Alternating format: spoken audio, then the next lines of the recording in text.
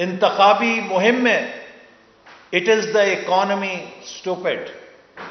میں خان صاحب کو کہنا چاہتا ہوں it is the economy mister Niazi which you have destroyed. Pakistan کی معیشت کی تباہی پر آپ این آر او کی تسبیح پڑھ پردہ نہیں ڈال سکتے. آج آپ کی وجہ سے پاکستان کے دفاع کو خطرہ ہے.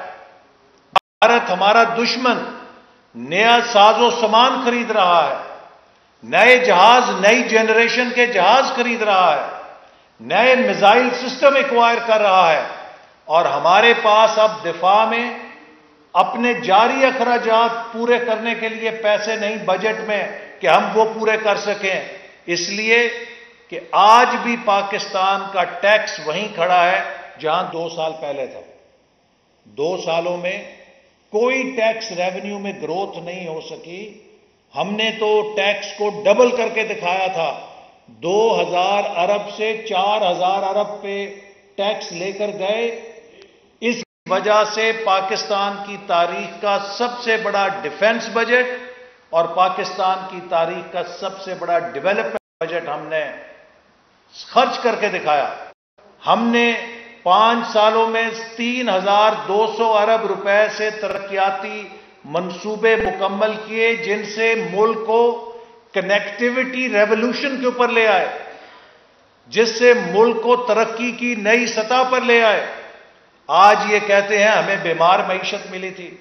پاکستان کے اندر سڑکوں پر، گلیوں میں، محلوں میں، گاؤں میں، کارخانوں میں کسی سے جا کے پوچھ لیں کہ کیا 2 سال پہلے کا پاکستان بہتر تھا یا خان صاحب کا نیا پاکستان بہتر ہے.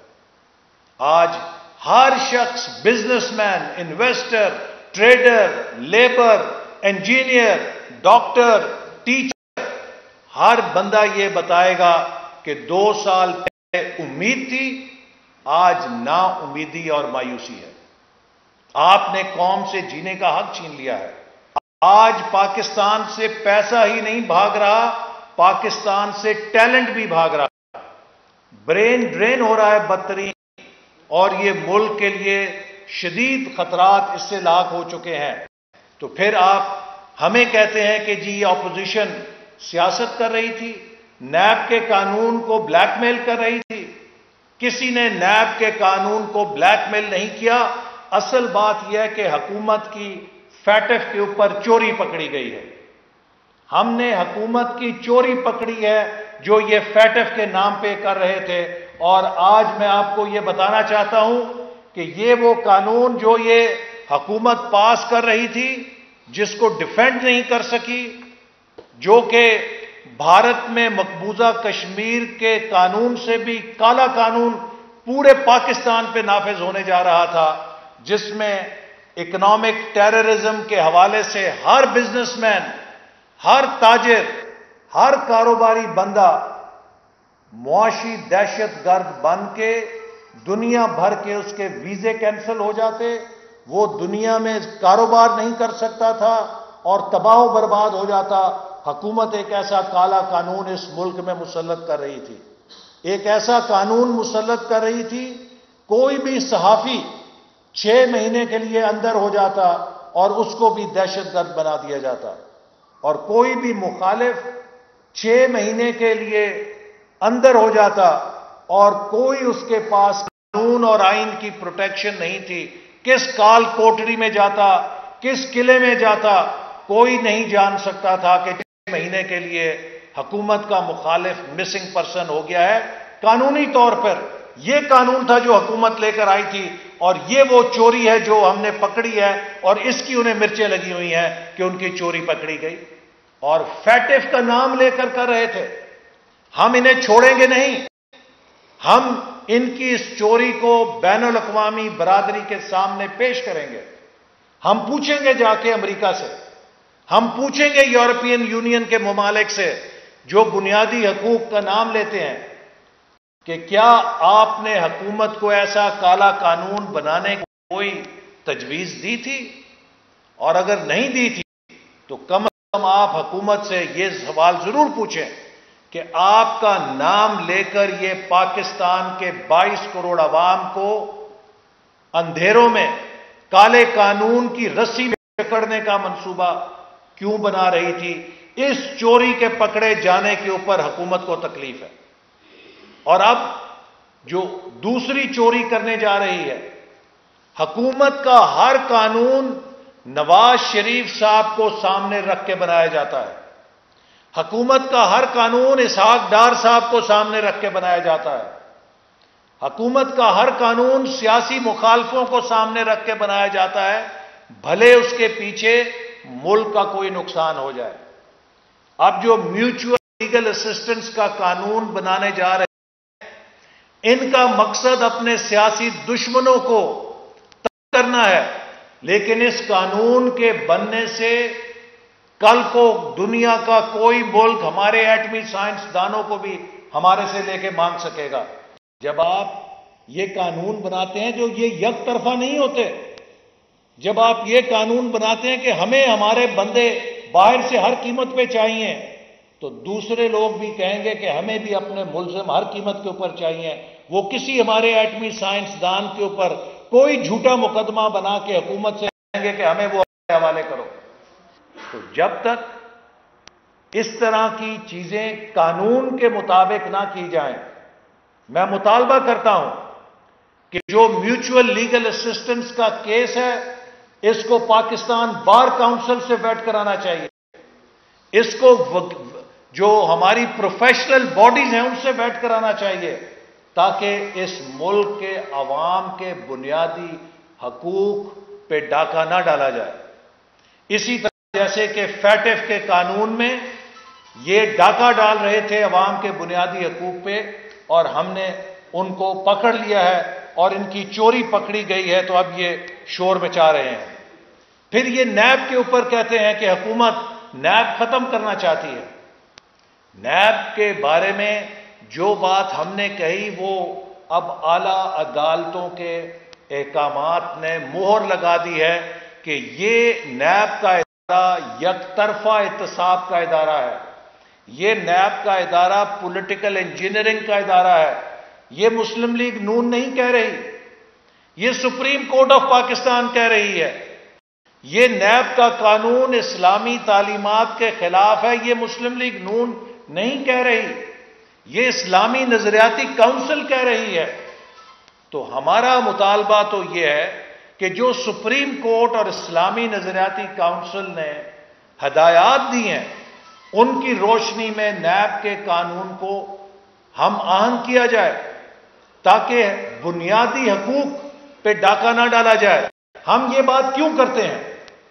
یہ بات اس لیے کرتے ہیں کہ اس نیب نے خواجہ سعد رفیق اور سلمان رفیق کو اگر 16 مہینے جیل میں رکھا اور پتہ چلا کہ جھوٹے الزامات کے اوپر رکھا، نیب کے پاس کوئی بنیاد نہیں تھی، تو ان دونوں بھائیوں کے 16 مہینے کون واپس لا کر دے گا انہیں؟ ان کی فیملیز کو اپنے ہیڈ آف فیملی سے جو دوری تھی، ان کے بچوں کی جو اپنے والد سے دوری تھی 16 مہینے کی، اسے کون لا کر دے گا؟ جو کردار کشی تھی ان کی فیملی کی، اسے واپس کون لا کر دے گا؟ راجہ قمر الاسلام کو 16 مہینے اگر رکھا گیا اور بعد میں ہاتھ جھاڑ کے جی غلط رکھا گیا، اس کی زندگی کے 12 مہینے اسے کون لا کر دے گا؟ حافظ نعمان کو اگر بے گناہ رکھا گیا، اس کے 12 مہینے کون اس کو واپس لا کر دے گا؟ شاہد خاقان عباسی کے 7-8 مہینے کون اس کو واپس لا کر دے گا؟ مفتاح اسماعیل، مجھے جیل میں رکھا۔ آپ صرف ایک بندے کو جھوٹی جیل میں نہیں رکھتے، آپ اس کے پورے خاندان کو کردار کشی سے گزارتے ہیں۔ اور یہی بات ہے کہ جو سپریم کورٹ نے اپنے فیصلے میں کہی ہے کہ dignity of people is compromised, ان کا ہوش کمپرومائز ہوتا ہے، ان کی آزادی کمپرومائز ہوتی ہے، اور اس کے اوپر آپ فخر سے کہتے ہیں کہ ہم نے ان کو گرفتار۔ امریکہ میں کھڑے ہو کے عمران خان صاحب کہتے ہیں کہ میں نے شاہد خاقان عباسی کو پکڑ لیا ہے، اور ابھی یہ کہنے کی ضرورت ہے کہ نیب آپ کا ادارہ نہیں ہے، نیب آپ کے اشاروں پہ نہیں چلتا۔ شیخ رشید صاحب کہتے ہیں میں نے 2 دفعہ عمران خان کو کہا ہے کہ میر شکیل الرحمان کو چھوڑ دو، تو پھر نیب نے کس کے کہنے پہ میر شکیل الرحمان صاحب کو پکڑا ہے؟ اس سے بڑی شہادت اور کیا ہو سکتی ہے؟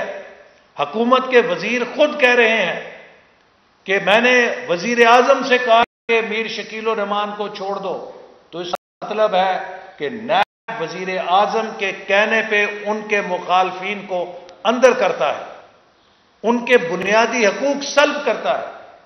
تو اگر نیب کے قانون میں بنیادی حقوق کو محفوظ کرنے کی بات کی جائے تاکہ کسی بے گناہ فرد کو انتقام کے اوپر نہ پکڑیں، تو کیا نیب کو غیر مؤثر کرنے کی بات ہے؟ کیا یہ چاہتے ہیں کہ ان کے پاس بلینک چیک ہو، جس کو مرضی اٹھا کے یہ جیل میں ڈال دیں، جس کی مرضی یہ کردار کشی کریں؟ اور آج اسی حوالے سے میں یہ بات دہرانا چاہتا ہوں کہ ہم حکومت کی اس کردار کشی کی مہم کو برداشت نہیں کریں گے۔ الحمدللہ ہم نے اس ملک کو سرو کیا ہے، دیانتداری کے ساتھ سرو کیا ہے، ایمانداری کے ساتھ سرو کیا ہے، اور یہی وجہ ہے کہ آج ملک کے چپے چپے پر ترقی کی علامتیں موجود ہیں۔ آج سی پیک اتھارٹی کے چیئرمین نے ٹویٹ کی ہے کہ تھر کے اندر پاور پلانٹ لگا ہے، تو یہ بھی بتانے کی ضرورت ہے کہ یہ تھر کا کوئلہ جو پاکستان کو اللہ تعالیٰ نے اتنا بڑا تحفہ دیا تھا کہ ایران اور سعودی عرب کے تیل کے برابر اس کا انرجی ایکولنٹ ہے، یہ 70 سال سے دفن تھا۔ ہم اس سے فائدہ کیوں نہیں اٹھا سکے تھے کہ کوئی اس کے لیے فائنینسنگ نہیں لے کر آ سکا تھا؟ یہ جناب وزیر اعظم نواز شریف مسلم لیگ نون کا ویژن تھا کہ ہم نے سی پیک کے اندر تھار کول کے لیے فائنینسنگ حاصل کی، اور آج تھار کے اندر $5 ارب سے زیادہ سرمایہ کاری ہو رہی ہے، اور اگلے 400 سال کے لیے وہاں سے سستی بجلی پیدا ہوگی ہمارے لیے۔ تو ہم نے اس طرح کے پاکستان کے لیے بڑے بڑے دروازے کھولے، گوادر پورٹ کا مرکز کھولا کہ سی پیک کے ذریعے ہم اس علاقے میں ایک مرکز بنے تجارت کا۔ تو ہم نے اس ملک کے اندر جو جال کا، جیسے میں نے کہا کہ ایک کنیکٹیوٹی ریولوشن آیا ہے، سندھ، بلوچستان، خیبر پختونخوا، پنجاب، کشمیر، گلگت بلتستان کے لوگ آپس میں آج مل رہے ہیں روڈ کنیکٹیوٹی سے، اور اب اس کے بعد جب انڈسٹریل ریولوشن کی باری آنی تھی تو انہوں نے پاکستان کی معیشت کو کریش کر دیا ہے۔ تو میں آج مطالبہ کرنا چاہتا ہوں چیف جسٹس سپریم کورٹ سے کہ اس حکومت کا جو جھوٹ ہے، کرپشن کی کہانی جو ہے، جو یہ کرپشن کی تسبیح پڑھتے ہیں، میں نے قومی اسمبلی کے اندر کھڑے ہو کر اسپیکر قومی اسمبلی سے کہا تھا کہ مجھ پر اس حکومت نے ایک الزام لگایا ہے کہ ملتان سکھر موٹر وے جو سی پیک کا انتہائی اہم منصوبہ ہے، اس کے اندر میں نے خدا نہ خواستہ 50 ارب روپے کا کمیشن کھایا ہے۔ یہ حکومت کے وزیر نے مجھ پہ الزام لگایا ہے، اور تقریباً 1.5 سال ہو گیا ہے وہ اس الزام کو ثابت نہیں کر سکا، لیکن بار بار وہ یہ الزام لگا رہا ہے میرے اوپر۔ تو اب وقت آ گیا ہے کہ چور کو چور ثابت ہونا چاہیے کہ کیا چوری ہم نے کی ہے یا چور پی ٹی آئی والے ہیں جو جھوٹے الزام لگاتے ہیں۔ میں نے قومی اسمبلی میں اسپیکر سے کہا کہ آپ ایک جی آئی ٹی بنائیں جس میں جو ملک کے ٹاپ ادارے ہیں ان کو شامل کیجئے تاکہ دودھ کا دودھ پانی کا پانی ہو، لیکن مجھے افسوس سے کہنا پڑتا ہے کہ مجھے میرے فورم سے ریلیف نہیں مل سکا، قومی اسمبلی سے مجھے ریلیف نہیں ملا۔ میں مجبور ہوں کہ چیف جسٹس سپریم کورٹ سے اپیل کروں کہ آپ کسٹوڈین ہیں ان بنیادی حقوق کے جو میرا آئین مجھے دیتا ہے۔ پاکستان کا آئین ہر شہری کو 3 حقوق دیتا ہے، اس کی لائف، اس کی لبرٹی اور اس کی ڈگنیٹی. میرے پہ میری لائف پر بھی حملہ ہو چکا ہے, میری لبرٹی پر بھی حملہ ہو چکا ہے, اور میری ڈگنیٹی پہ بھی حملہ ہو چکا ہے. تو I am well within my right to demand کہ جناب یہ جو ہم نے ناجائز حراست بھگتی ہے اور جو کردار کشی سے ڈگنیٹی ہماری خراب ہو رہی ہے, chief justice supreme court notice لیں ملتان سکھر موٹر وے پر میرے پہ لگائے گئے الزام کا کہ میں نے 50 ارب روپیہ کمیشن یا کک بیک اس پروجیکٹ کے اندر حاصل کیا ہے, یا وہ ازرائے مہربانی اس کا سو موٹو نوٹس لیں, یا اس کا جوڈیشل کمیشن بنائیں, یا نیب اور ایف آئی اے کو نکال کر ایک غیر جانبدار جے آئی ٹی بنائے جو سپریم کورٹ کی نگرانی میں اس الزام کی تحقیقات کرے کہ کیا میں نے ملتان سکھر موٹر وے پر 50 ارب کمیشن یا کک بیک لیا ہے, یا میں نے 5 روپے بھی کمیشن یا کک بیک لیا ہے. اور ساتھ میں یہ بھی تحقیقات کر لیں کہ کیا 1993 میں جب میں سیاست میں آیا تھا میرے اثاثے زیادہ تھے, یا 2020 میں جب میں نے 3200 ارب روپے کا ڈیولپمنٹ پورٹ فولیو ہینڈل کیا ہے اس کے بعد میرے اثاثوں میں کمی ہوئی ہے یا زیادتی ہوئی ہے. الحمدللہ سیاست کے اندر پاکستان کے عوام کے پیسے کو اپنے لیے اور اپنی اولاد کے لیے حرام سمجھ کے ہم نے مشن کے ساتھ اس ملک کی خدمت کی ہے. اس لیے نہیں کی کہ عمران خان اور اس کے حواریوں کے ہاتھوں ہم اپنی عزت اچھلوائیں. اس ملک کے اندر ڈگنیٹی ہمارا بنیادی حق ہے. اس ڈگنیٹی کی حفاظت کرنا ہماری جوڈیشری کی ذمہ داری ہے کہ اگر کوئی کسی کے اوپر ناجائز الزامات لگائے تو ہماری جوڈیشری اس بات کا انصاف کرے کہ کوئی کسی کی عزت کو بیجا داغدار نہ کر سکے. اور اگر میں گناہگار ہوں تو مجھے سزا دی جائے, اور اگر میں بے گناہ ہوں تو جو جھوٹے الزام لگاتے ہیں ان کو مثالی سزا دی جائے تاکہ پاکستان میں یہ کیچڑ اچھالنے کا سلسلہ بند ہو سکے. آخر میں صرف یہ کہنا چاہتا ہوں کہ ہم اس ملک کے اندر اپنے اصولوں کے ساتھ اس ملک کی ترقی کے لیے, جمہوریت کی حفاظت کے لیے اپنی جد و جہد سے پیچھے نہیں ہٹیں گے. اس حکومت کے ہاتھوں آج پاکستان جس تباہی کے کنارے پہ پہنچ چکا ہے, اگر پاکستان کے محب وطنوں نے اس خطرے کا ادراک نہ کیا تو تاریخ انہیں معاف نہیں کرے گی. اور عید الاضحیٰ کے بعد انشاءاللہ ہم رہبر کمیٹی کا اجلاس بلا رہے ہیں جس کے فوری بعد آل پارٹیز کانفرنس کا اجلاس ہوگا, اور اس حکومت سے نجات حاصل کرنے کے لیے اپوزیشن متفقہ لاہ عمل اپنائے گی تاکہ ہم پاکستان کو بچا سکیں, پاکستان کی جمہوریت کو بچا سکیں, پاکستان کی معیشت کو بچا سکیں, اور پاکستان کے غریبوں, مزدوروں اور کسانوں کی زندگی کو بچا سکیں جو آج 2 وقت کی روٹی کھانے سے بھی مجبور اور عاجز ہو گئے ہیں, اور تاکہ ہم مسئلہ کشمیر کو دنیا کے سامنے مؤثر طور پہ اٹھا سکیں. مجھے افسوس سے آخر میں کہنا پڑتا ہے کہ اس حکومت نے جس طریقے سے کشمیر کے مسئلے کو ہینڈل کیا ہے, کشمیر کے اوپر بھارت کے قبضے کے اوپر جس طرح یہ خاموش تماشائی بنی ہے, اور جس طرح یہ کلبھوشن کی وکیل بنی ہے, پاکستان کے ہر محب وطن آدمی کا اور فرد کا سر شرم سے جھک گیا. انٹرنیشنل کورٹ آف جسٹس نے کسی قسم کے آرڈیننس کی ریکوائرمنٹ نہیں دی تھی.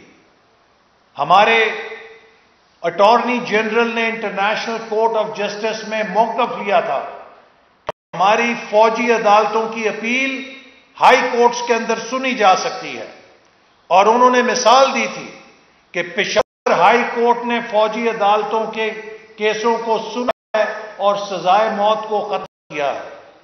تو جب آپ یہ مثال دے چکے تھے تو آپ کو کلبھوشن یادیو کے لیے ایک آرڈیننس جاری کرنے کی کیا ضرورت تھی؟ آپ بھارت کو خوش کرنا چاہتے تھے جو کشمیریوں کا خون کر رہا ہے۔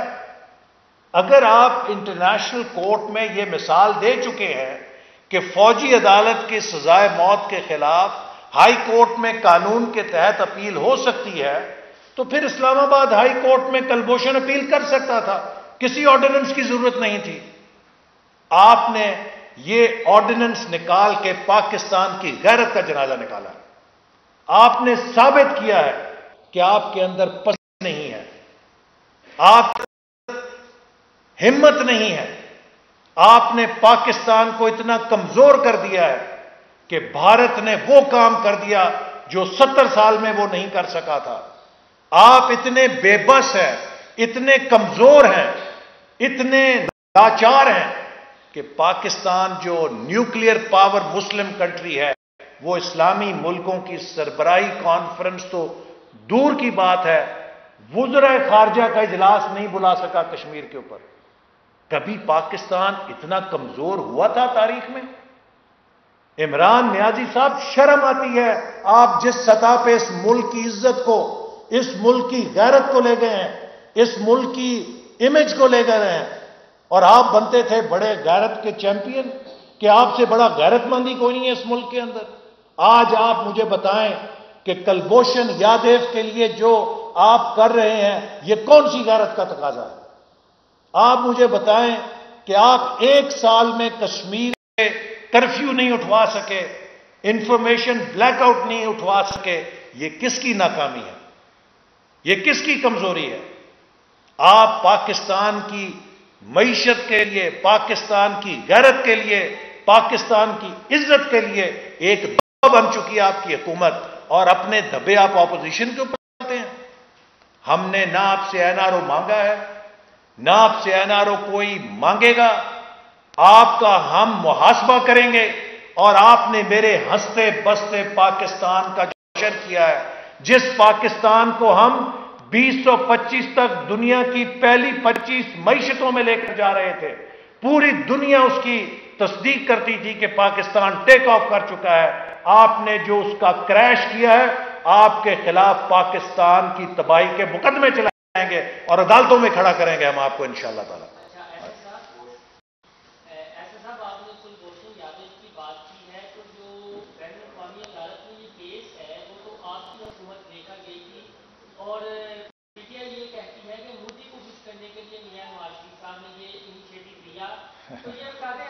دیکھیں آپ میرے بھائی، آپ صحافی ہیں، آپ کو بہت باخبر ہونا چاہیے۔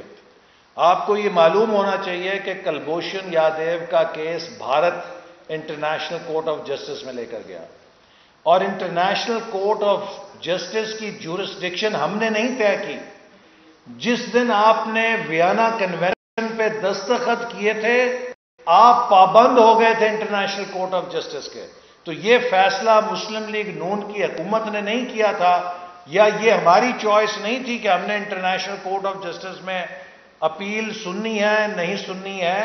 پاکستان ان بین الاقوامی کنونشنز کی روح سے، جن پر ہم آج سے 40-50 سال پہلے دستخط کر چکے ہیں، پابند تھا کہ ان چیزوں کا فیصلہ اگر انٹرنیشنل کورٹ آف جسٹس میں کوئی فریق لے کر جاتا ہے تو ہم وہاں مقدمہ لڑنے کے پابند ہوں گے۔ یہ فرمائیے کہ اپوزیشن آج کل بات کر رہی ہے حکومت گرانے کی، انقلاب لانے کی، لیکن جب بھی اپنی جدوجہد کا ٹائم آتا ہے، مولانا فضل الرحمان آگے آ رہی ہوتے ہیں، پیپلز پارٹی اور نون لیگ پیچھے ہٹ جاتی ہے۔ آزادی مارچ میں بھی ہم نے دیکھا کنٹینر پہ مولانا اکیلے کھڑے تھے۔ کل جب اسمبلی میں جو قانون سازی ہوئی ہے اس میں بھی مولانا کی پارٹی ایک طرف تھی، آپ دونوں پارٹی سے ہم دوسری طرف تھی۔ ایون مولانا عطاء الرحمان نے یہ اطلاع بھی کیا ہے کہ اسپیکر سے جو لاسٹ ملاقات ہوئی ہے اس میں ان کو اعتماد میں نہیں لیا گیا۔ کل اسمبلی کے اندر پیپلز پارٹی کے چیئرمین بلاول بھٹو زرداری صاحب، مولانا اسد صاحب، خواجہ آصف صاحب، ہماری طرف سے پارلیمانی لیڈر موجود تھے، اور تینوں اپوزیشن جماعتوں کا جو مستقبل کا تعاون ہے اور مشترکہ حکمت عملی ہے، اس کے اوپر تفصیل کے ساتھ بات چیت ہوئی، اور تینوں جماعتوں نے فیصلہ کیا ہے کہ وہ سیشن سے پہلے ایک اجلاس منعقد کریں گے تاکہ اگلے جوائنٹ سیشن میں بھی ہماری مشترکہ حکمت عملی ہو۔ ریبر کمیٹی کے ذریعے آل پارٹیز کانفرنس میں بھی ہم اپنی مشترکہ حکمت عملی بنائیں گے۔ اچھا ایسے سب یہ بتائیں کہ اب پاکستان کا اگلا 10-15 سال کا جو فیوچر ہے پاکستان کا، اس کا تعلق فیٹف کی قانون سازی کے ساتھ ہے کہ فائنینشیل ایکشن ٹاسک فورس نے جو گائیڈ لائن سیٹ کرنی ہے، پاکستان اگلے 10-15 سال انہی گائیڈ لائنس کے اندر چلے گا، کیونکہ آپ نے گرے سے وائٹ میں جانا ہے یا گرے سے بلیک میں آنا ہے پاکستان میں۔ اس وقت فیٹف کے جو اکثر معاملات ہیں ان کا تعلق آرمی کے ساتھ ہے۔ اکثر معاملات جو قانون سازی ہے، جس پہ چندہ مہم اکٹھا کرنا ہے، یہ کرنا ہے، وہ کرنا ہے، جو گرے لسٹ ہے، یہ ہم نے بلاول بھٹو زرداری سے بھی پوچھا۔ قانون سازی سے ایک دن پہلے رحمان ملک ملے آرمی چیف کو۔ آپ کے سینئر لوگوں کے بارے میں اطلاعات آ رہی ہے کہ آپ کے 3 سینئر لوگ بھی مل چکے ہیں مسلح فوج کے کچھ بڑے لوگوں کو، چھپی بھی گئی ہوئی یہ باتیں۔ کیا ایشو کیا ہے اس وقت، کیونکہ اس قانون کو آپ ایک رنگ دے رہے ہیں کہ فیٹف کے ذریعے اپوزیشن کو دبانے کی کوشش کی جائے گی، قانون سازی اس طرح۔ دیکھیے، آپ کا جو سوال ہے نا، فیٹف، میں وزیر داخلہ رہا ہوں اور مجھے فیٹف کا بخوبی علم ہے، ہم اسے ڈیل کرتے رہے ہیں۔ ہم نے ہی پاکستان کو گرے لسٹ سے وائٹ لسٹ کیا تھا، اور جو وائٹ سے گرے لسٹ ہم ہوئے تھے اس میں پی ٹی آئی کا بہت بڑا کردار تھا۔ پاکستان جب دوبارہ گرے لسٹ میں آیا ہے تو یہ عمران نیازی صاحب نے جو فیض آباد میں دھرنا کرایا تھا، یہ اس کی وجہ سے ہم گرے لسٹ میں آئے تھے۔ تو جو گرے لسٹ ہے، اس کے اندر فیٹف کی جو ریکوائرمنٹ ہے وہ یہ ہے کہ دہشت گرد اور جو پرسکرائبڈ آرگنائزیشنز ہیں ان کے فنڈنگ اور ان کے لیے آپریٹ کرنے کے لیے آپ کے مؤثر چیکس اینڈ بیلنسز ہونے چاہیے کہ وہ فائنینسنگ نہ لے سکیں، چندہ اکٹھے کر سکیں، اور دہشت گرد اور جو ممنوعہ تنظیمیں ہیں ان کے خلاف ایک مؤثر فائنینشیل کنٹرول ہونا چاہیے آپ کے ملک کے اندر۔ اس کا کوئی جمہوریت سے تعلق نہیں ہے۔ فیٹف کا تعلق ملک کے اندر مخالفین کو دبانے سے نہیں ہے۔ یہ تو حکومت ایک چوری کر رہی تھی جو ہم نے پکڑ لی ہے کہ فیٹف کا نام لے کر یہ ایک کالا قانون ملک میں مسلط کر رہے تھے جو نیب کا بھی پردادا تھا، پردادے کا بھی پردادا تھا۔ لوگ نیب کو بھول جاتے، نیب تو بڑا معصوم قانون نظر آتا جو فیٹف کے نام پہ یہ قانون لے کر آ رہے تھے۔ اسی لیے جب ہم نے اس چوری کو پکڑا اور ان سے پوچھا کہ آپ بتائیے کہ آپ کو یہ قانون فیٹف نے کہا ہے، چپ۔ کس نے بنایا؟ وزیر قانون نے بنایا ہے، لا منسٹری نے بنایا، کس نے بنایا؟ چپ۔ پتہ نہیں کہاں سے آ گیا وہ قانون، تو پھر چپکے سے اس کو وڈرا کر لیا۔ تو اگر ہم یہ چوری ان کی نہ پکڑتے تو انہوں نے تو پاکستان کے اوپر وہ قانون مسلط کر دینا تھا جس سے ہر صحافی، ہر بزنس مین، ہر سیاسی کارکن، ہر شہری مستقل ریاست یا حکومت کی بلیک میلنگ کا نشانہ بن جاتا۔ کسی کو بھی وہ 6 مہینے کے لیے اٹھا کے لے جاتے اور آپ کو پتہ نہیں کدھر گیا بندہ۔ میں نے محب وطن پاکستانیوں کا ذکر کیا نہیں، ہر محب وطن پاکستانی کو میں کہتا ہوں۔ میں نے ہر محب وطن پاکستانی کو کہا ہے کہ اسے اس حکومت سے نجات کے لیے، ملک بچانے کے لیے اپنا کردار ادا کرنا چاہیے۔ جی، ہم کرونا کی وجہ سے مشکلات ہیں، جو ہی کرونا کی وبا سے تھوڑے سے ایزی ہوں گے تو انشاءاللہ تعالی بھرپور رابطہ عوام مہم شروع کریں گے اور جلسے بھی کریں گے ان میں۔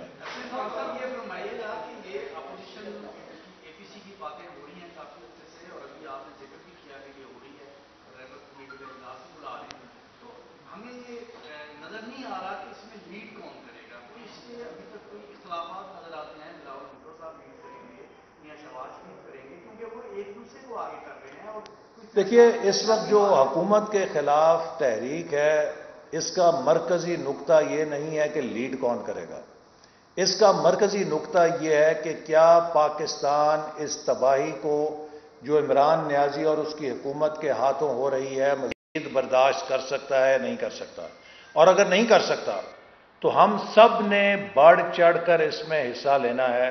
ہر محب وطن پاکستانی کا فرض ہے کہ وہ اس حکومت کو جلد از جلد رخصت کرنے کے لیے اپنا کردار ادا کرے۔ Thank you very much.